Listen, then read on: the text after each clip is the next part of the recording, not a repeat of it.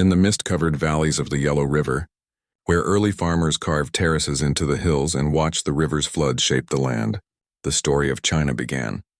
One of the longest continuous civilizations in human history, born more than 5,000 years ago when scattered tribes slowly gathered into villages, villages into towns, and towns into the first walled cities of legend, ruled by chieftains who claimed mandate from the heavens.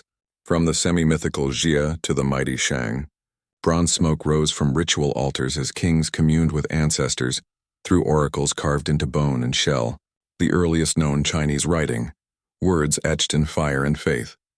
The Shang forged bronze weapons, chariots, and ceremony. Their priests recorded harvests, eclipses, and wars, crafting the foundation of a worldview where harmony between earth, heaven, and man decided destiny itself. Around 1046 BCE, the Zhou tribes overthrew the Shang, claiming the mandate of heaven, a divine right to rule that would echo through millennia, shaping every emperor who followed. Under the Western Zhou, feudal states blossomed. Iron replaced bronze, philosophy took root, and China's moral spine began to form. But as centuries passed, the Zhou's power fractured. Lords turned into kings of their own realms, and the land plunged into centuries of chaos, the Spring and Autumn period, and then the Warring States era, where 7 kingdoms fought endlessly for dominance. Yet within this turmoil, ideas flourished like wildfire. Confucius preached virtue and order. Lao Tzu whispered of the Tao, the path beyond ambition. Legalists argued that only law and fear could hold men together. These thoughts would define the soul of China forever, wisdom born from bloodshed. Out of this furnace emerged the Western state of Qin, hardened, disciplined, ruthless. Its king Yingzheng conquered all rivals by 221 BCE and declared himself Shi Huangdi, the first emperor of a unified China. For the first time, the Great Wall began to stretch across the mountains. Armies standardized weights, measures, coins, and even the width of cart axles, forging one nation from 1,000 tongues. But the cost was immense. Forced labor, burned books, buried scholars, and a people ground beneath the iron weight of order. Qin Shi Huang sought immortality, sent fleets to find elixirs, built palaces, and beneath the soil of Xi'an ordered an army of clay to guard him in death, the terracotta warriors, silent for 2 millennia. His empire, though vast, was short-lived. After his death in 210 BCE, rebellion flared. Peasants rose, generals betrayed, and within years the Qin collapsed under its own tyranny. From the ashes came Liu Bang, a peasant-turned-soldier whose pragmatism and charisma founded the Han Dynasty in 206 BCE. The Han would define what it meant to be Chinese, so deeply that even today the people call themselves Han Ren, children of Han. For 4 centuries, Han emperors blended the moral order of Confucianism with the administrative rigor of legalism, building a bureaucracy of scholars selected by merit rather than birth, a system so advanced it would outlast empires in Rome and Persia. Silk flowed west along dusty roads to Parthia and beyond, carrying not only fabric but ideas, paper, seismographs, iron plows, and the compass's early ancestor, all born in Han workshops. The Silk Road connected China to the world, turning Xi'an, then Chang'an, into one of the largest cities on earth. Yet the empire's splendor hid tensions, power struggles in the palace, corruption among eunuchs, and the rising burden of taxes on peasants who tilled the same soil their ancestors had worked for centuries. As famine and flood struck, rebels with red turbans marched under banners promising renewal, and by the year 220 CE, the Han world split into 3, the famous 3 kingdoms Wei, Shu, and Wu, each claiming heaven's favor. For the next 60 years, swords, strategy, and loyalty wrote an epic that would fill libraries, inspiring poets and generals alike with tales of cunning, valor, and betrayal. The age of unity was gone, but the dream of empire remained, pulsing like a heartbeat through every warlord's ambition, every scholar's prayer. When the Han world fractured, China entered an age of heroes and chaos, the 3 kingdoms, where generals became legends and loyalty was worth more than life itself. As Cao Cao ruled the north with cunning and steel, Liu Bei dreamed of restoring the Han with righteousness, and Sun Quan held the southern lands with wisdom and ships that ruled the Yangtze. Their rivalries immortalized in stories and strategy that would echo for centuries. But as the centuries turned, warlord followed warlord until exhaustion itself brought unity, and the Sui dynasty rose in 581 CE, ambitious, authoritarian, determined to rebuild what time had broken, linking north and south with the Grand Canal, a ribbon of stone and water that carried rice, trade, and armies. Though the empire's rebirth burned too hot and too fast, collapsing in revolution after only a few decades, making way for one of the brightest dawns in human civilization, the Tang Dynasty. Founded in 618 CE by Li Yuan and his brilliant son Li Shimin, Emperor Taizong, a ruler who combined the mind of a scholar with the heart of a conqueror. Under the Tang, China became the center of the world. Chang'an, a city of 1 million souls where monks from India walked beside Persian merchants, Turkish guards drank with poets, and the Silk Road hummed with caravans carrying jade, porcelain, spices, and ideas. Buddhism spread deep into the Chinese heartland, blending with Confucian ethics and Taoist mysticism to form a unique spiritual harmony. Woodblock printing appeared, poetry became an art of the people, and masters like Li Bai and Du Fu turned language itself into music. The Tang armies marched west to Central Asia, north to the steppes, south to Vietnam, projecting Chinese influence further than ever before. Yet even golden ages cast shadows. Court intrigue, corruption, and the catastrophic and Lucian rebellion of 755 CE tore through the empire, costing tens of millions of lives and shaking the dynasty's foundations. The Tang endured for another century, but the aura of heavenly perfection was gone, and by 907 CE the empire splintered once more. Chaos returned briefly until a new genius rose from the south, the Song dynasty. Founded in 960 CE by Zhao Guangyin, who believed that scholarship, not the sword, should rule the realm. The Song built a government of intellect, merit, and technology unmatched in the world. The first paper money circulated, gunpowder weapons appeared on battlefields, magnetic compasses guided ships across unknown seas, and artists painted landscapes that captured both mountain spirit and human solitude. Cities like Kaifeng and Hangzhou glittered with markets, theaters, and universities. Population surged past 100 million. The world's first standing navy patrolled the coast, and for a brief moment civilization itself seemed perfected. But on the northern plains, horsemen gathered, the Khitan, the Jurchen, and finally the Mongols, a storm from the steppe under the thunderous leadership of Genghis Khan. The Mongols shattered kingdoms from Baghdad to Kiev, and by the 1270s his grandson Kublai Khan turned his gaze east, conquering the last Song strongholds and proclaiming the Yuan dynasty in 1279 CE, the first time China was ruled entirely by foreigners. Under the Yuan, the Great Canal and postal route stretched across Asia. Marco Polo walked the streets of Khanbalik, Beijing, and wrote of wonders that dazzled Europe. Yet resentment smoldered as Mongol privilege weighed heavy on Han Chinese peasants.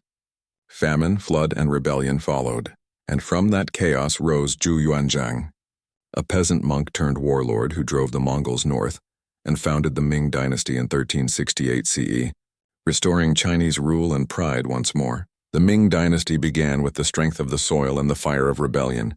Born from the will of a peasant emperor, Zhu Yuanzhang, who took the name Hongwu and ruled with iron discipline, rebuilding a shattered land with sweat, order, and unyielding law.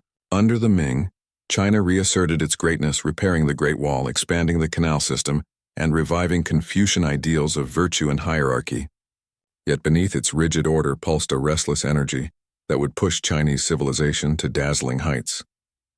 In the early 1400s, under the Yongle Emperor, the capital moved to Beijing, where the Forbidden City rose, a vast maze of crimson walls and golden roofs symbolizing the emperor's heavenly authority. And far from its gates, a fleet unlike any before sailed under the command of Admiral Zheng He, a Muslim eunuch who led enormous treasure ships across the Indian Ocean, reaching as far as Africa decades before Columbus dreamed of his voyage, bearing silk, porcelain, and messages of China's power to foreign kings. Yet after 7 great voyages, the court turned inward, suspicious of change, fearful of cost, and the ships that had touched the edge of the world were burned in harbors, their logs erased, their memory fading into myth. Isolation set in, and while Europe awakened to an age of exploration, invention, and empire, China's gaze turned back upon itself. The Ming thrived for centuries, art blossomed.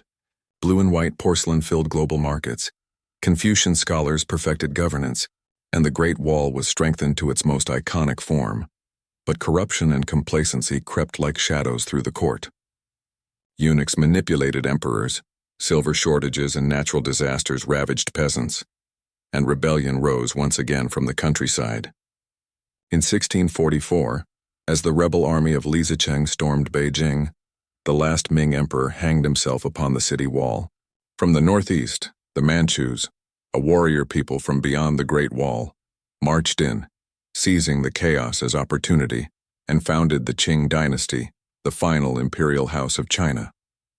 The Qing emperors, particularly Kangxi and Qianlong, ruled a realm vast and diverse, stretching from Tibet to Taiwan, Mongolia to Xinjiang, governing more than 1/3 of humanity.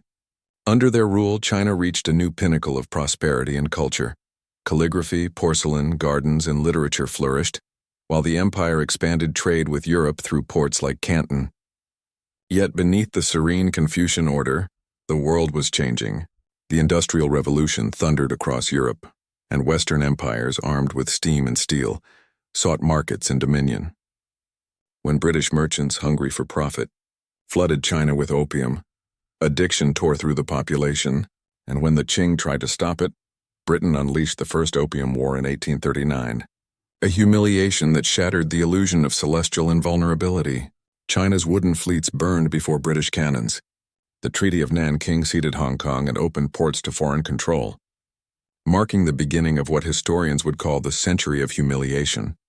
More wars followed, against Britain, France, and later Japan, each carving away China's pride and sovereignty. Internally, chaos deepened. The Taiping Rebellion, led by a self-proclaimed brother of Jesus Christ, erupted in the 1850s and became one of the bloodiest civil wars in human history, killing tens of millions. The Qing struggled to modernize, building railways, factories, and arsenals, but every step forward was met with resistance from within and aggression from without.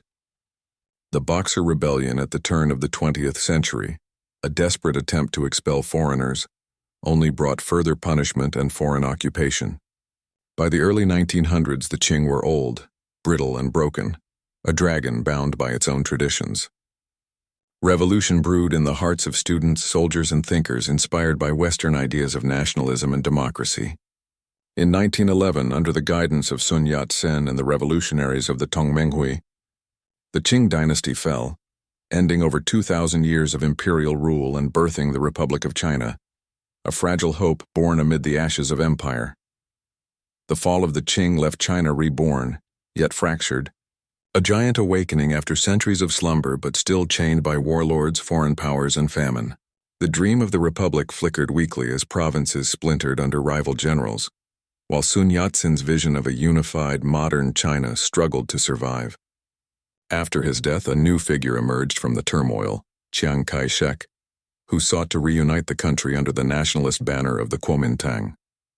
By the late 1920s, his northern expedition crushed many warlords, and for a brief shimmering moment, China seemed on the edge of renewal.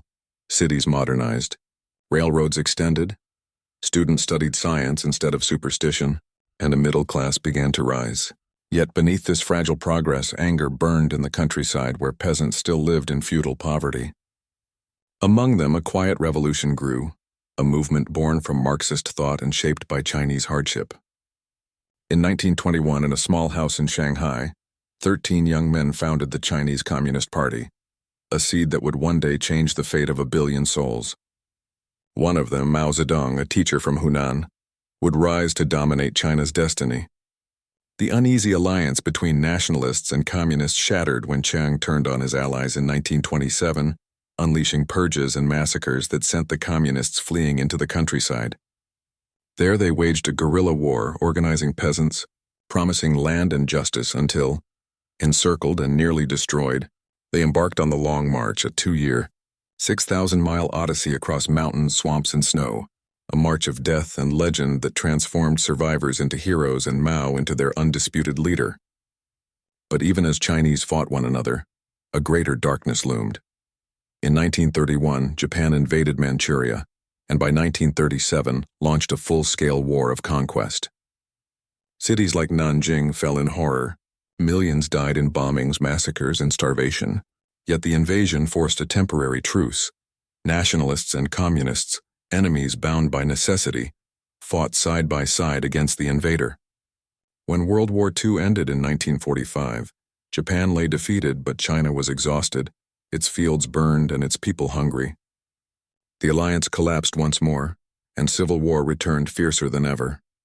Backed by American aid, Chiang Kai-shek's nationalists controlled cities and airfields, while Mao's communists commanded the countryside and the loyalty of the masses. In 1949, the tide turned. The Red Army swept south in victory, and on October 1, 1949, standing atop Tiananmen Gate in Beijing, Mao Zedong proclaimed to the world, "The Chinese people have stood up. The People's Republic of China was born." The nationalists fled to Taiwan and a new era began, one of ideology, transformation, and unimaginable upheaval. Mao's rule reshaped China with both vision and violence. Land reforms executed landlords, collectivization seized farms, and in 1958, the Great Leap Forward sought to industrialize the nation overnight. But it ended in disaster, as famine claimed tens of millions. Still, China endured. In the 1960s, Mao launched the Cultural Revolution, calling on youth to destroy old ideas and purify the nation. Red Guards roamed the streets, temples and books burned. Teachers and intellectuals were humiliated or killed. The decade tore families apart and plunged the nation into chaos. But through it all, China's spirit did not die. When Mao passed away in 1976, the country he left behind was weary, broken, but alive. Into that void stepped Deng Xiaoping, a pragmatist who uttered the phrase that would define modern China. "It doesn't matter if a cat is black or white, as long as it catches mice." With those words, ideology bent before practicality. Deng opened China's doors to the world, created special economic zones, encouraged trade, technology, and investment, and in a generation turned a peasant nation into a factory of the world. Skyscrapers rose where rice fields once lay. Millions left villages for booming cities, and while political control remained absolute, economic freedom ignited ambition. The 1990s saw Hong Kong's return, the rise of global markets, and a billion dreams fueled by invention and work. In the 21st century, China entered a new chapter, one of speed, scale, and contradictions. It became the world's manufacturing hub, launched space stations, built high-speed rail stretching thousands of miles, and lifted hundreds of millions from poverty. Yet questions of freedom, identity, and power still echo through its story. From the mud of the Yellow River to the glass towers of Shanghai, China's journey is not merely that of a nation but of civilization itself, a tale of endurance, reinvention, and destiny. And as the dragon stands once again at the center of the world, the same ancient question still whispers through its mountains and rivers. How will China balance the weight of its past with the promise of its future? For the story of China is not finished, it is still being written, one generation at a time under the same endless sky that watched the first farmers sow the seeds of empire 5,000 years ago.